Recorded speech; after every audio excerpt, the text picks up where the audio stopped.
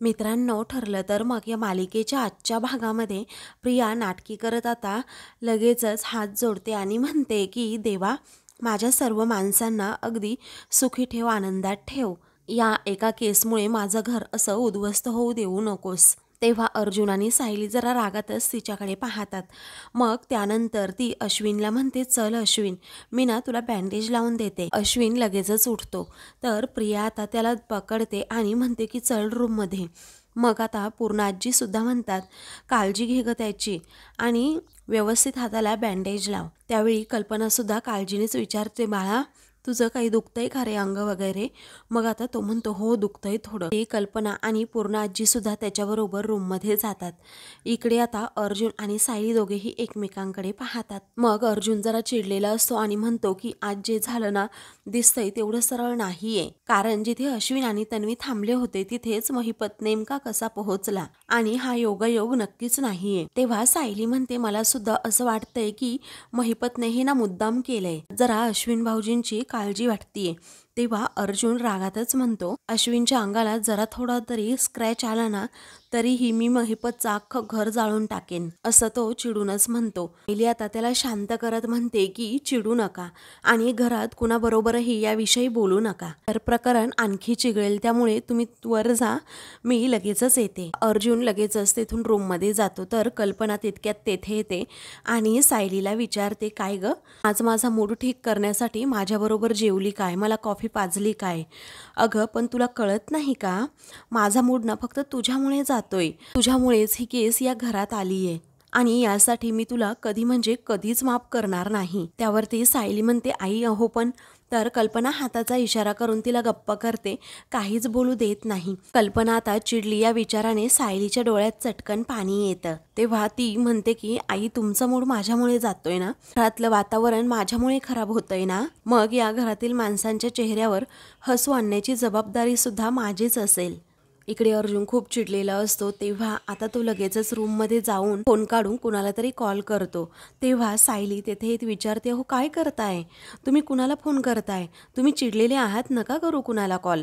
तेव्हा तो म्हणतो, मला समजतंय मी काय करतोय ते, असं म्हणून तो लगेच दामिनीला कॉल करतो. मग दामिनी सुद्धा आता लगेचच कॉल रिसीव्ह करते. अर्जुन रागातच म्हणतो, तुम्ही वकिली करताय की पैसे घेऊन नुसतं वकिलीच्या प्रोफेशनला डाग लावताय. आजपर्यंत तुमचा थोडा तरी रिस्पेक्ट करत होतो, कारण तुम्ही ना खूप हुशार आहात, पण तुम्ही तुमची हुशारी ना चुकीच्या कामासाठी वापरताय. तेव्हा आता लगेचच दामिनी म्हणते, तुम्ही नक्की कशाबद्दल बोलताय ना, हेच मला अजून कळलेलं नाही ॲडव्होकेट अर्जुन सुभेदार.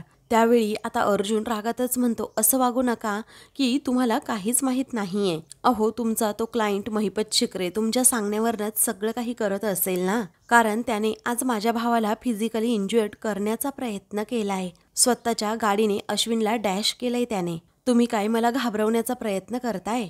आश्रम केस जिंकता येत नाहीये म्हणून या लेवलला उतरलात तुम्ही. लगेचच आता दामिनी म्हणते, रिलॅक्स ॲडव्होकेट सुभेदार, हे पहा, हे आरोप तुम्ही माझ्यावर कशामुळे लावताय ना हे मला समजलेलंच नाही. कारण महिपत शिखरेने काय केलंय ना हेच मला अजून माहीत नाही. त्यात ते माझ्या सांगण्यावरनं तर निश्चितच केलेलं नाही आणि कोर्टात लढण्यावर विश्वास आहे माझा. माझं शस्त्र ही माझी बुद्धी आहे. रस्त्यावर उतरून गुंडागिरी करण्याची गरज नाहीये मला. तेव्हा अर्जुन आता लगेचच विचारतो, तुम्ही हे जे काही म्हणताय त्यावर मी विश्वास ठेवावा असं वाटतंय का तुम्हाला. त्यावरती दामिनी म्हणते, हो ठेवावाच लागेल आणि तसंही खोटं बोलून तरी मला काय मिळणार आहे. असले फालतूचे तर्क लावण्यापेक्षा जरा भावाची काळजी घ्या, बरा आहे ना तो, जास्त सिरियस नाही ना काही, असं ती विचारते. तेव्हा अर्जुन रागातच म्हणतो, त्याची काळजी तुम्ही करू नका. तुमच्या क्लायंटला सांगा, स्वतःच्या मुलीला प्रोटेक्ट करण्यासाठी दुसऱ्याच्या जीवावर उठू नकोस आणि रात्री तुम्हाला फोन केला यासाठी सॉरी, असं म्हणून अर्जुन चिडूनच फोन ठेवतो. तेव्हा सायली लगेचच आता विचारते, काय हो तुम्ही दामिनी देशमुखला फोन केला होता. तेव्हा अर्जुन म्हणतो, हो.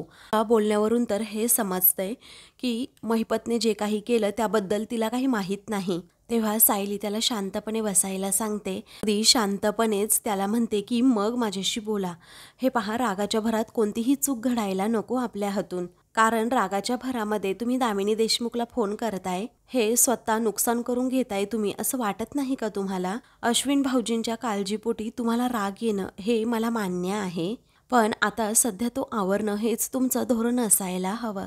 अहो, धोरण म्हणजे स्ट्रॅटर्जी. मिनी देशमुख यासारख्या बुद्धिवान बाईच्या विरोधात तुम्ही तुमची स्ट्रॅटर्जीच वापरायला हवी. कारण आपल्याला आता एक एक पाऊल खूपच जपून टाकावं लागणार आहे. आणि अश्विन भाऊजींना महिपतची गाडी येऊन धडकणं हा योगायोग असू शकतो का? तेव्हा अर्जुन आता लगेचच विचारतो, योगायोग की प्रियाचा प्लॅन? तेव्हा आता लगेचच सायली म्हणते, प्रिया पण ती तिच्या नवऱ्याच्या बाबतीत असं काहीसं का घडवून आणेल? तेव्हा अर्जुन आता लगेचच विचारतो, प्रिया असा विचार करू शकते का? म्हणजे कसं आहे ना, तुम्ही माझ्यापेक्षा तिला जास्त ओळखता आणि ती किती सेल्फिश आहे ना ते आपल्याला चांगलंच माहीत आहे. आणि उद्या जर मला काही झालं तर तुम्हाला, असं म्हटल्याबरोबरच सायली लगेचच अर्जुनच्या तोंडाला हात लावत म्हणते की प्लीज असं काही अभद्र बोलू नका हो. इकडे कल्पना आता शांतपणे बेडरूममध्ये बसलेली असते. तेवढ्यातच प्रताप तेथे येतो आणि अजूनही तू त्या महिपतचा विचार करतेस का असं विचारतो. तेव्हा महिपतला पाहिल्यानंतर माझ्या डोक्यात ना तिडीक जाते. बरं झालं अश्विनला आज फार काही लागलं नाही, परंतु तो महिपत कधी काय करेल ना सांगतासुद्धा येत नाही. तेव्हा प्रताप म्हणतो की काहीही होणार नाहीये, उगीच भलते-सलते विचार करून ना स्वतःचं टेन्शन असं वाढवून घेऊ नकोस. तेव्हा कल्पना म्हणते, या केसमुळे ना आपल्या घरामध्ये रोज काहीतरी निगेटिव्ह घडत असतं आणि याचा पूर्णाईंना खूप त्रास होतो. त्यांची तब्येत तर आपल्यालाच सांभाळायला हवी ना. पण अर्जुन आणि सायली नुसते केस केस करत बसले तर आपल्याला ते कसं जमणार सांगा बरं. त्यावेळी प्रताप म्हणतो, हे बघ आपला मुलगा ना कल्पना एक नामवंत वकील आहे आणि तो ज्या मोठ्या केसवर काम करतो ना त्या केसमधली 2 माणसं आपल्या घरात राहत आहेत. एक म्हणजे त्याची बायको आणि दुसरी म्हणजे त्याच्या भावाची बायको. त्यामुळे त्या केसचा विषय या घरात येणारच. मग ती केस या घरापासून वेगळी तरी कशी राहील? तेव्हा कल्पना विचारते, म्हणजे आपण काहीच करायचं नाही आहे का मग? तेव्हा आता लगेचच प्रताप म्हणतो, करायचं ना.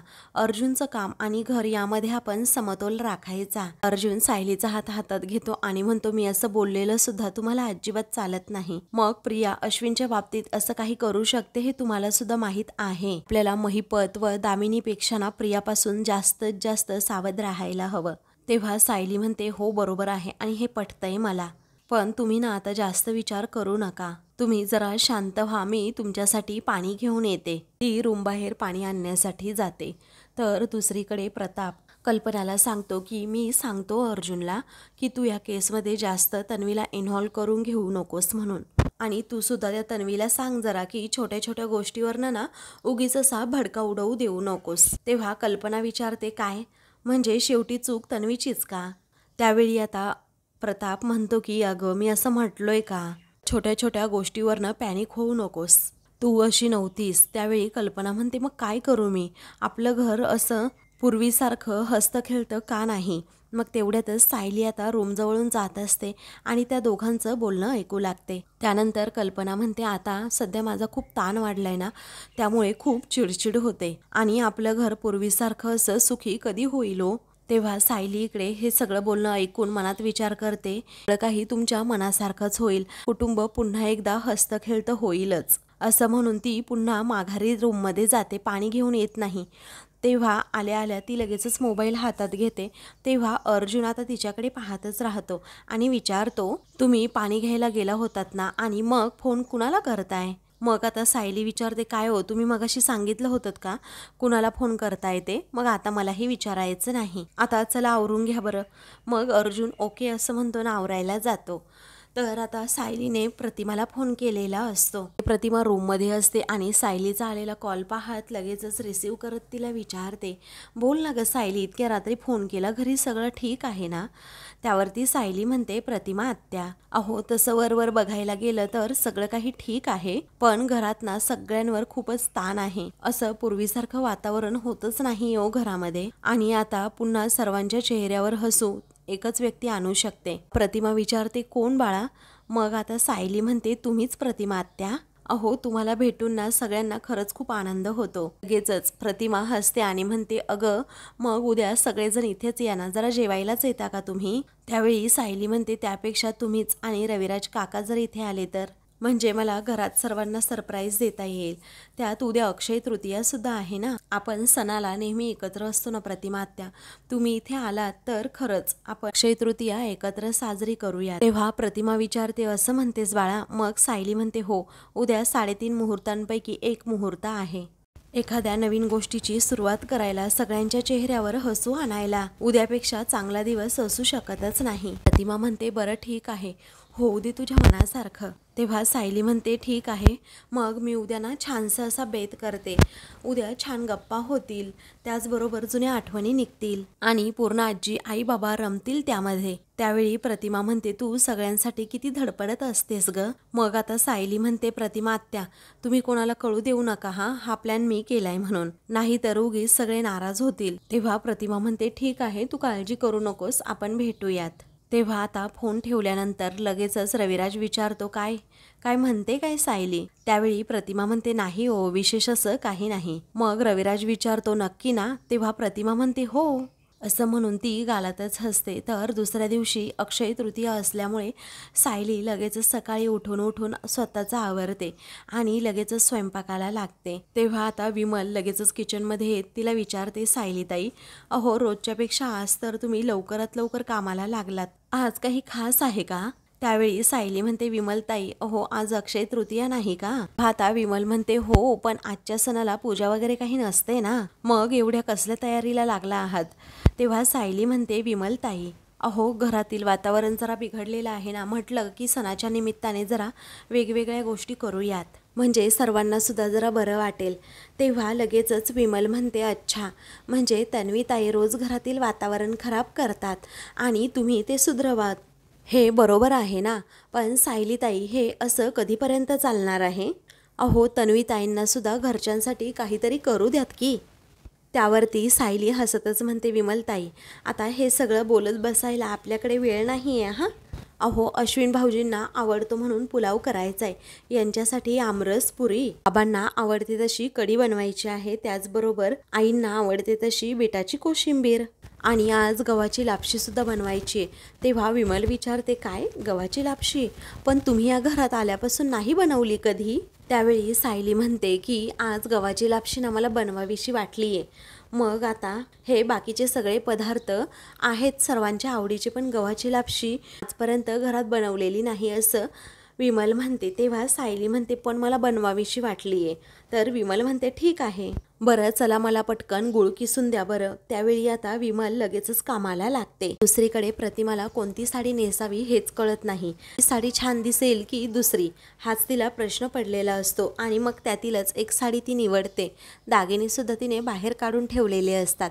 तेवढ्यातच रविराज तेथे येतो आणि म्हणतो, बरं मी मुंबईला जाऊन येतोय 2-4 कामं आहेत तेवढी करून येतो. तेव्हा प्रतिमा म्हणते, नाही अजिबात नाही, आज कोणतंही काम तुम्ही करायचं नाही. आज अक्षय तृतीया आहे ना, आज माझ्याबरोबर यायचं आहे तुम्ही. तेव्हा कुठे जायचं आहे आपल्याला, असं रविराज विचारतो. तेव्हा आज सुभेदारांकडे आपल्याला जायचं आहे, आपण सर्वांनी मिळून अक्षय तृतीया हा सण एकत्र साजरा करायचा आहे. आता प्रतिमा म्हणते, तुम्ही माझ्याबरोबर येताय आणि हे फायनल आहे. अहो तन्वीचं लग्न झाल्यापासनं त्या घरात सतत काही ना काही भांडणं असतात. आज सणाच्या दिवशी तरी त्या चेहऱ्यावर आनंद येऊ द्या ना. तेव्हा लगेचच रविराज म्हणतो की बरं ठीक आहे, तू ठरवूनच टाकलंय ना, मग काही हरकत नाही. प्रतिमा आता खूपच खुश होते. तर रविराज विचारतो, काय ग, काल सायलीचा जो फोन आला तो हेच ठरवण्यासाठी का? त्यावरती प्रतिमा म्हणते, हो यासाठीच, आणि सर्वांना एकत्र आणण्यासाठी सायली जेवढी धडपड करते तेवढं दुसरं कुणी करतं का, असं प्रतिमा म्हणते. त्यावरती रविराज म्हणतो, पण कालच सांगायचं ना मग मला हे प्रतिमा. मग त्यावरती प्रतिमा म्हणते, कालपासूनच तुम्ही वाद घालायला सुरुवात केली असती, आणि खास करून सायली जे काही करते ते फारसं अजूनही तुम्हाला काही आवडत नाही. अहो त्या घरामध्ये वाद होत आहेत कुणामुळे, तर आपल्या तन्वीमुळे, आणि ते वाद मिटवण्याचं काम कोण करतं, तर सायली. आता पहा बरं, सर्वांनी असं सण एकत्र येऊन साजरा करण्याचं काम कुणाचं होतं, तर तन्वीचं, पण ते कोण करते, आपली सायली. तन्वीला असं काही सुचणार सुद्धा नाही. मग रविराज जरा चिडूनच विचारतो, काय ग, प्रत्येक वेळी अशी तुलना केलीच पाहिजे का सायलीची आणि तन्वीची? आणि सुभेदारांच्या इथे तन्वीने किती भोगले हे तुला माहीत आहे ना? तरीही चांगल्या सुनेचं काम ती करतीये ना, कर्तव्य बजावतीये ना. तुला ना फक्त त्या सायलीचंच कौतुक आहे. आपली तन्वी नेहमीच वाईट दिसत तुला आलेली आहे. तेव्हा प्रतिमाला आता धक्काच बसतो. ती म्हणते, हो असं का बोलताय तुम्ही? मी तन्वीला वाईट कधी म्हणाले? बरं जाऊ द्या, हा विषयच नको. तुम्ही पटकन कपडे बदला बरं, मीही आवरते. आणि तुम्हाला पाहून पूर्णाईंना किती आनंद होईल ना, फक्त याचाच विचार करा जरा. जाऊया ना आपण. त्यावेळी रविराज आता हो असं म्हणतो. दुसरीकडे दामिनीने सकाळी सकाळीच आता महिपतला ऑफिसमध्ये भेटायला बोलवलेलं असतं. तेव्हा महिपत आता लगेचच ऑफिसमध्ये जातो आणि विचारतो, काय हो देशमुखबाई, तुम्ही मला भेटायला बोलवलं? अहो या वेळेला तर मी दातसुद्धा घासत नाही, असं तो पटकन बोलून जातो. आणि देशमुखबाईकडे पाहतो तर ती खूपच रागात त्याच्याकडे पाहत असते. त्याला समजतं बाबा आपलं काहीतरी चुकलंय, म्हणूनच तो पुन्हा मागे जातो आणि दार ठोठावत आतमध्ये येऊ का देशमुखबाई असं विचारतो. तेव्हा ती आता या असं म्हणते तर महिपत आतमध्ये येतो आणि पुन्हा आपली बडबड सुरू करतो. अहो काय झालं काय देशमुखबाई, तुम्ही मला एवढं अर्जंटली बोलवलं? अहो या टायमाला तर मी दात सुद्धा नाही घासत. अहो तुमचा फोन आला आणि मी धावतच आलो. तेव्हा आता ती रागातच म्हणते बसा. तेव्हा महिपत आपला गुपचूप तेथे बसतो. तेव्हा लगेचच देशमुखबाई म्हणते की शिखरे, तुम्हाला अक्कल नाही आहे का? नसले उद्योग तुम्हाला कुणी करायला सांगितले? तेव्हा त्या अर्जुन सुभेदाराच्या भावाला काय केलं काय तुम्ही, असं रागातच ती विचारते. मग महिपतला आठवतं की कशा प्रकारे मी त्या अश्विनला जोरातच धक्का मारला होता ते आठवल्यानंतर महिपत हसूनच विचारतो, ते का? काही नाही, आपली टिचकी मारली फक्त त्याला. अहो फक्त टिचकी मारली माझ्या गाडीने त्याला, ते एवढं सिरियसली घेण्यासारखं नाही आहे. तेव्हा लगेचच देशमुखबाई म्हणते की काय सिरियसली घ्यायचं, काय लाईटली घ्यायचं हे सगळंच कळतं की तुम्हाला. मग माझी तरी गरज काय आहे? ही केस आहे ना, ती तुम्ही तुमची लढा. त्यावेळी आता महिपत म्हणतो, तुम्ही या टोकाला का जाताय? अहो काय झालं ना ते सांगा तरी. तेव्हा आता लगेचच दामिनी विचारते, कुठलीही गोष्ट करताना त्याच्या परिणामांचा विचार करतच नाही का तुम्ही? आणि उद्या त्या अर्जुन सुभेदाराच्या भावाला काही झालं असतं तर किती मध्ये पडलं असतं आपल्याला? हे सगळा ब्लेम माझ्यावर आला असताना ते वेगळंच. त्यावेळी महिपत खूप कॅज्युअली बोलतो की नाही ना, पण काही झालंच नाही ना. पण तुम्ही असं एकदम ह्या टोकाला नका ना जात जाऊ. बरं कसं आहे ना, याच्या पुढे तुम्हाला विचारल्याशिवाय काहीच करणार नाही मी. तुम्ही मला म्हणालात ना एकदम सरळ गाडी चालवायची, तर मी एकदम सरळ गाडी चालवेन. अजिबात असं इकडे तिकडे चालवणार नाही. तुम्ही म्हणालात ना रोज सकाळी लवकर उठून जोर बैठका मारा, दंडा बैठका मारा, तर त्यासुद्धा मी मारेन. आणि जर तुम्ही असं म्हणालात की ते दारू मच्छी मटण सोडून द्या, तरी मी ते असं म्हणून थोडा वेळ थांबूनच म्हणतो अवघड आहे पण नक्कीच सोडेन. तेव्हा दामिनी आता डोक्यालाच हात लावून बसते, कारण महिपतची बडबड काही थांबत नसते. तेव्हा तो उठतो आणि म्हणतो, तुम्ही म्हणत असाल ना एका पायावर उभा राहा, तरीही मी त्याला तयार आहे. हे पहा बरं. असं म्हणून तो एका पायावर उभा राहतो आणि असा कोलमडू लागतो, खाली पडू लागतो आणि म्हणतो की अजिबातच माझी ही केस तुम्ही सोडू नका हां. त्यावरती दामिनी रागातच म्हणते, तुमच्यावर चिडायचं की तुमची दया करावी, मला हेच कळत नाहीये. नीट उभी राहा. तेव्हा तो म्हणतो, हे काय नीटच उभा आहे मी. मग दामिनी रागातच म्हणते, 2 पायांवर ना जरा नीट उभी राहा. तेव्हा ती दम भरते की मी सांगेपर्यंत अजिबात या केसमध्ये कुणाला काही करायचं नाही, कुणालाही इजा पोचवायची नाही. तेव्हा तो आता विचारतो, इजा म्हणजे? मग आता ती खूपच अशी दातोट खात म्हणते, टिचक्या मारायच्या नाहीत कुणाला, आणि ही केस मी माझ्या पद्धतीने लढणार आहे, स्वतःची पद्धत अजिबात घुसडायची नाही. तेव्हा तो म्हणतो, नाही करणार इथून पुढे. त्यानंतर महिपत विचारतो, काय देशमुखबाई हो तुम्हाला घाबरून ना घशाला कोरड पडली, जरा पाणी पिऊ का? ती म्हणते, समोर ग्लास आहे ना, मग प्या की. मग आता तो पुन्हा विचारतो की बसून पिऊ का पाणी? मग दामिनी अजूनच रागात त्याच्याकडे पाहते. तेव्हा तो म्हणतो, आई म्हणते ना की उभं राहून जर पाणी प्यायलं तर ते पोटामध्ये काहीतरी होतं ना. तेव्हा दामिनी जोरातच ओरडते, तुम्ही बसून प्या, उभं राहून प्या, काहीही करा, चहा प्या, मला काही घेणं देणं नाही आहे, पण गप्प बसा जरा शिखरे. त्यानंतर दामिनी आता तेथून जाते तर महिपत तिच्याकडे बघतच राहतो. तर दुसरीकडे घरातील सर्वांना सायली चहा नाश्ता देत असते आणि पूर्ण आजी खूपच गप्प असतात. त्यामुळे कल्पना विचारते, काय झालं पूर्णाई? आता पूर्ण आजी म्हणतात, रोज सांगायची काय गरज आहे, रोजचेच घरातले हे वाद, त्यामुळे अस्वस्थ होतं, नाही सहन होत आता हे वाद, असं अस्वस्थ वाटत राहतं. त्यावरती सायली गालातच हसते आणि म्हणते, थोडं थांबा पूर्ण आजी, तुम्हाला असं छान वाटेल, प्रसन्न वाटेल ना, तेव्हा आता सायलीला हसताना नेमकी भामटी प्रिया बघते आणि म्हणते की सगळे एवढे स्ट्रेस्ड आहेत तरीही काहींच्या चेहऱ्यावरचं हसू मात्र थांबत नाही. तेव्हा सायलीकडे सर्वजण पाहत राहतात. मग प्रिया पुढे म्हणते की जेवढे सर्वजण स्ट्रेस्ड असतील तेवढ्याही लोकांना ना अशा आनंदाच्या उकळ्यासुद्धा फुटतात. त्यावरती अर्जुन म्हणतो, कसं आहे ना तन्वी, काही माणसं टेन्शनमध्ये सुद्धा आनंदात राहतात. घरचे सगळे कसे आनंदात राहतील ना याचा सुद्धा विचार करतात. तेव्हा प्रताप अर्जुनला म्हणतो, 1 मिनिट जरा शांत राहा. आणि तन्वी, मला काय म्हणायचंय, काहीही कारण नसताना तू उगीच वाद उकरून काढत जाऊ नकोस.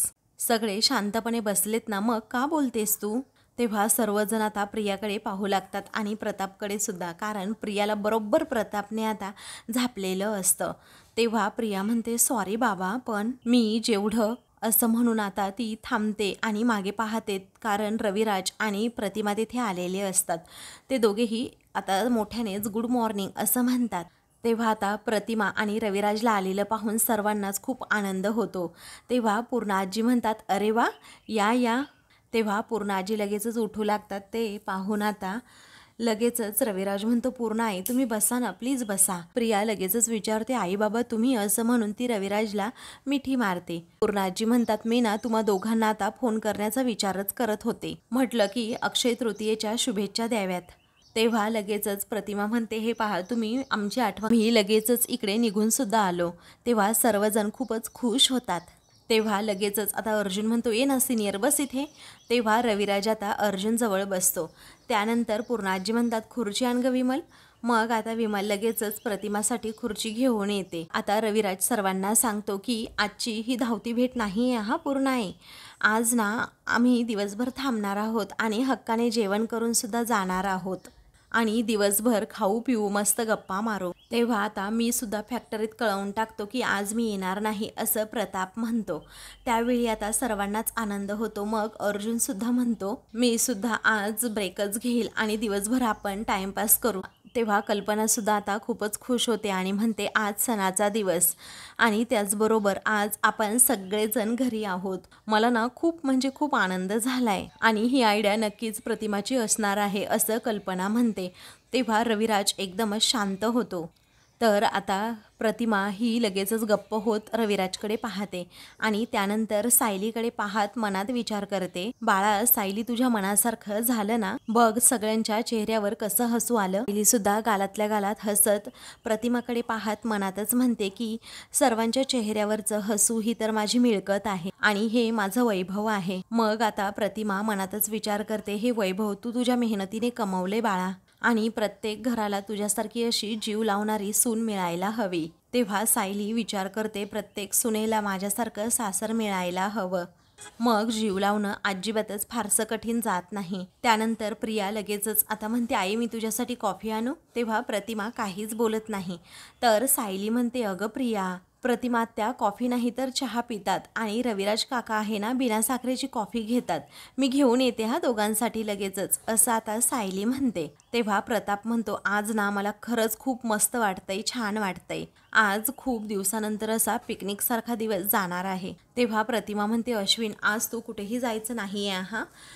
तुला हवं असेल ना तर तुझ्या पेशंटला तू दुसऱ्या कोणत्या तरी डॉक्टरकडे पाठव, पण आज घरातून मी कुणालाही बाहेर हलू देणार नाहीये. त्यावेळी अर्जुन आता लगेचच म्हणतो, आत्या तुला आठवतंय का, लहानपणी जेव्हा शाळेला सुट्टी असायचीस ना तेव्हा तू लगेचच इथे यायचीस. आपण सर्वजण गेम खेळायचो, हाईड अँड सीक आणि आंधळं काय ते म्हणतात त्याला ते सुद्धा खेळायचो. तर अर्जुनला ते बोलताच येत नसतं, त्यामुळे सर्वजण त्याच्यावर हसतात. तेव्हा प्रताप आता म्हणतो, अरे आंधळी कोशिंबीर. तेव्हा अर्जुन म्हणतो, यस हेच. आणि मग नंतर बसल्या बसल्या पासिंग द पार्सल. त्यानंतर प्रिया आता म्हणते, मला सुद्धा आठवतंय ना, डबा ऐस लगोरी वगैरे सगळे खेळ खेळायचो ना. तेव्हा लगेचच आता अर्जुन म्हणतो की हे कुठले गेम्स आहेत, हे तर मला माहीत नाही. असं म्हणून तो प्रतिमाला सांगतो की आज ना सेम व्हॅकेशनचं फिलिंग येतंय.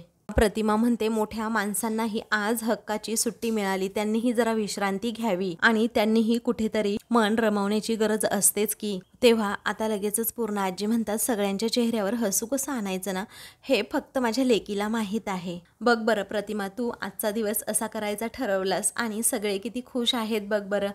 तेव्हा आता लगेचच रविराज सायलीकडे पाहतो. मग प्रतिमा देखील आता खूपच कौतुकाने सायलीकडे पाहत असते, कारण घरातील सर्वांच्या चेहऱ्यावर आता हसू असतं. त्यानंतर आता सर्वजण गप्पा मारत असतात. ते पाहून सायलीला खूपच आनंद होतो. ती कौतुकाने आता सगळ्यांकडे पाहत असते, कारण कालपर्यंत घरातील वातावरण खूपच गढूळ होतं आणि आज हे वातावरण किती प्रसन्न झालंय, आनंदी झालंय हे पाहून आता सायली खूप म्हणजे खूपच खुश होते. तर आता दुसरीकडे महिपत हा ठम्मसारखा देशमुखबाईच्या ऑफिसमध्ये बसलेला असतो. तेव्हा देशमुखबाई फोनवर बोलत तेथे येते आणि समोरच असं महिपतला पाहते आणि म्हणते की मी तुम्हाला नंतर कॉल करते, असं म्हणून ती फोन ठेवते. आणि काय करता इथे असं विचारते. तेव्हा तो म्हणतो, काही नाही, गप्प बसलोय. तुम्ही तर म्हणाला होतात ना गप्प बसायचं म्हणून, काहीच बोलायचं नाही, काही करायचं नाही, मग वाट बघतोय मी. तेव्हा आता लगेचच ती विचारते, कसली वाट बघताय? तेव्हा पुढे काय करायचं हे तुम्ही सांगणार आहात ना, त्याचीच वाट बघतोय, असं आता महिपत म्हणतो. तेव्हा आता लगेचच देशमुखबाई विचारते, शिखरे, जर मी म्हणाले श्वास घेऊ नका तर नाही घेणार का तुम्ही? शिखरे म्हणतो, नाही घेणार, असं म्हणून तो आता श्वासच असा कोंडून ठेवतो. मग त्याला त्रास होऊ लागतो.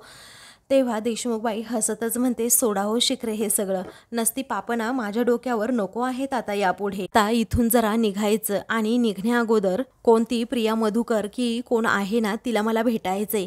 तेव्हा आत्ताची सुभेदार का, असं आता महिपत विचारतो. आणि तिला कशाला मध्ये खेचताय तुम्ही उगीच, असंही महिपत म्हणतो. मिनी रागातच त्याच्याकडे पाहते. मग आता तो शांतपणे लहान मुलासारखा घाबरतच म्हणतो की खेचा खेचा, तुम्हाला खेचायचं असेल तर. तेव्हा ती मध्येच आहे, शिखरे तुम्हाला कळतं की नाही, महत्त्वाची साक्षीदार ती आहे या केसमधली, असं आता दामिनी महिपतला समजावते. आणि महत्त्वाचं म्हणजे ती आपल्या कामाची आहे. मग आता मी तिला एक फोन करू का? एक फोन केला ना ती अशी धावत येईल, बघायची का गंमत तुम्हाला? अहो मी ना खूप गमती करतो बघाच तुम्ही. त्यावेळी ती म्हणते, 1 मिनिट, मी काही 24 तास फक्त तुमच्या केसचा विचार करत नाही, ही बरीच कामं आहेत. मी तुम्हाला तारीख आणि वेळ कळवते, तेव्हा तिला मला येऊन भेटायला सांगा. तेव्हा आता तो विचारतो, नक्की निघायचं का? मग आता ती रागातच त्याच्याकडे पाहते.